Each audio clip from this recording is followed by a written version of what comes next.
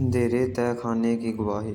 حارث کو لگا جیسے وہ کسی نے ختم ہونے والی کھائی میں گر رہا ہو۔ پھر اچانک اس کا جسم سخت زمین سے ٹکرایا۔ اس کی آنکھوں کے سامنے اندھیرا چھا گیا۔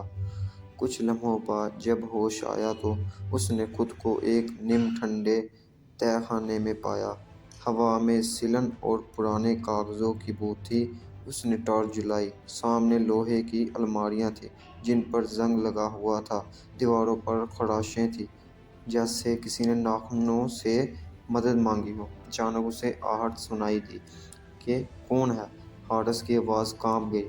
اندھیرے سے ایک مدھم آواز آئی، تم بھی اوپر سے گرے ہو؟ حارث چونک گیا۔ ٹارچ کی روشنی گھمائی تو ایک شخص دبلا پتلا کونے میں بیٹھا تھا۔ اس کی داڑھی بڑھی ہوئی تھی اور آنکھوں میں برسوں کی تھکن تھی۔ میں سلیم ہوں، 5 سال پہلے یہاں آیا تھا سچ کی تلاش میں۔ حارث کے ہاتھ سے ٹارچ تقریباً گر گئی۔ تم زندہ ہو؟ باقی سب کہاں ہیں؟ سلیم نے آہستہ سے کہا، کچھ پاگل ہو گئے، کچھ کبھی واپس اوپر نہیں گئے۔ حارث کے دل کی دھڑکن تیز ہو گئی۔ سلیم نے ایک الماری کی طرف اشارہ کیا، اصل راز وہاں ہے، فائلوں میں۔ حارث نے کانپتے ہاتھوں سے الماری کھولی۔ اندر پرانی فائلیں، ویڈیوز کے کیسٹ اور ڈائریاں تھیں۔ سب ان صحافیوں کی تھیں جو لاپتہ ہو چکے تھے۔ ایک فائل پر اس کی نظر جم گئی۔ اس پر لکھا تھا، پروجیکٹ خاموشی۔ حارث نے جلدی سے فائل کھولی۔ اندر دستاویزات تھیں جن میں لکھا تھا کہ یہ حویلی دراصل ایک خفیہ مقام ہے جہاں سچ جاننے والوں کو قید رکھا جاتا ہے تاکہ وہ دنیا تک حقیقت نہ پہنچا سکیں۔ اچانک تہہ خانے کا دروازہ زور سے بند ہوا۔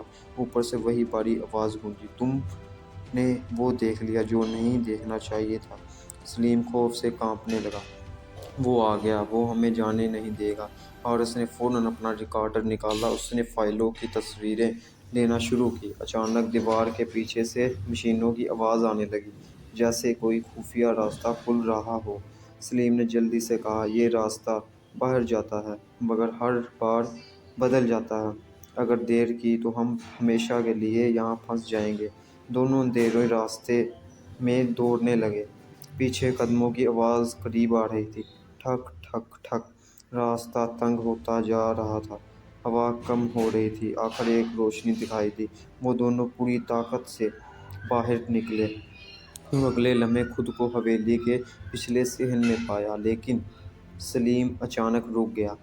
میں باہر نہیں جا سکتا، اس نے اداس آواز میں کہا۔ کیوں؟ حارث نے حیرت سے پوچھا۔ سلیم کی آنکھوں میں آنسو تھے۔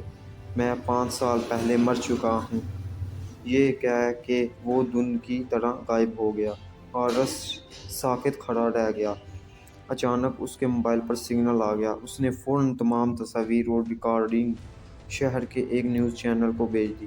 پیچھے مڑ کر دیکھا تو حویلی کے دروازے پر وہی بوڑھا آدمی کھڑا تھا، مگر اب اس کے چہرے پر خوف تھا۔